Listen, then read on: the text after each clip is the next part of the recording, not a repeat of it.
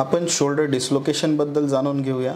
आपला खांदा हा उखळीचा सांधा, ज्याला इंग्लिशमध्ये ball and socket type of joint असं म्हटलं जातं, या प्रकारचा सांधा असतो। खांद्यामध्ये सॉकेट हे बॉलच्या कंपॅरिझनमध्ये छोटं असतं, त्यामुळे खांदा हा नैसर्गिकरित्याच थोडासा अस्थिर असतो। बॉल हा आयदर पुढच्या बाजूला किंवा मागच्या बाजूला निखळू शकतो। पाठीमागच्या बाजूला निखळण्याचं प्रमाण हे आकडीच्या किंवा फिट्सच्या रुग्णांमध्ये जास्त प्रमाणात आढळतं। शोल्डर डिस्लोकेशन ही एक सर्जिकल इमर्जन्सी असून खांदा भुलेखाली किंवा भुलेशिवाय जागेवरती बसवणं क्रमप्राप्त असतं।